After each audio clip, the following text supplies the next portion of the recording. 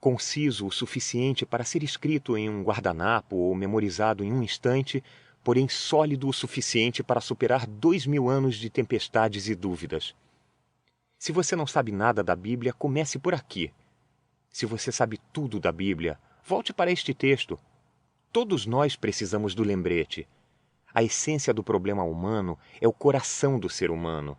E o tratamento de Deus está prescrito no Evangelho segundo João, capítulo 3, versículo 16. João 3, 16. Ele ama. Ele se deu. Nós cremos. Nós vivemos. As palavras são para as Escrituras o que o rio Amazonas é para o Brasil, uma entrada que leva ao coração do território. Acredite nelas ou descarte-as, aceite-as ou rejeite-as, qualquer reflexão séria acerca de Cristo deve incluí-las. Um historiador inglês descartaria a Carta Magna? Egiptólogos ignorariam a Pedra de Roseta? Você conseguiria meditar nas palavras de Cristo e jamais imergir em João 3,16? O versículo é um alfabeto da graça, um sumário da esperança cristã. Cada palavra é um cofre com joias. Repita-o comigo devagar e em voz alta e observe a palavra que prende sua atenção. Porque Deus amou o mundo de tal maneira que deu o seu Filho unigênito, para que todo aquele que nele crê não pereça, mas tenha a vida eterna. Deus amou o mundo de tal maneira. Esperaríamos um Deus motivado pela raiva, um Deus que castiga o mundo, recicla o mundo, abandona o mundo. Mas um Deus que ama o mundo? O mundo? Este mundo? Pessoas que partem o coração, que roubam a esperança e que acabam com sonhos vagueiam por este mundo. Ditadores ficam furiosos. Os que abusam impõem sua vontade. Reverendos pensam que merecem o título, mas Deus ama. E Ele ama o mundo de tal maneira que deu suas declarações, regras, sentenças, ordens. Não. A declaração de João 3,16, que acalma o coração, que é difícil de entender e que faz ou quebra acordos é esta: Deus deu seu Filho, o seu Filho unigênito. Não há ideias abstratas, mas um Deus envolto em carne. As Escrituras igualam Jesus a Deus. Deus então se entregou. Por quê? Para que todo aquele que nele crê não pereça. John Newton, que pôs a fé em forma de música em Amazing Grace, ou Preciosa Graça, adorava esta expressão que quebra barreiras.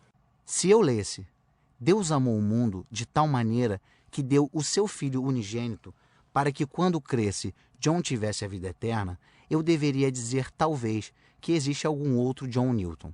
Mas todo aquele que significa este John Newton e o outro John Newton, e todos os demais, seja qual for o nome. Todo aquele que, uma expressão universal, e pereça, uma palavra séria. Gostaríamos de amenizar, se não apagar o termo. Não Jesus. Ele põe placas que dizem não entre em cada milímetro do portão de Satanás e diz para aqueles que estão propensos a entrar no inferno que o façam sobre seu cadáver. Ainda assim, algumas almas insistem. No final, algumas perecem e outras vivem. E o que determina a diferença? Não são obras ou talentos, origens ou bens. Nicodemos tinha essas coisas aos montes. A diferença é determinada por nossa crença. Todo aquele que nele crê não pereça, mas tenha a vida eterna. Os tradutores da Bíblia nas Ilhas Novas Hébridas se esforçaram para encontrar um verbo apropriado para crer. Este foi um problema sério, uma vez que o termo e o conceito são essenciais para as Escrituras. John Paton, um tradutor da Bíblia, encontrou por acaso uma solução enquanto estava caçando com um membro de uma tribo.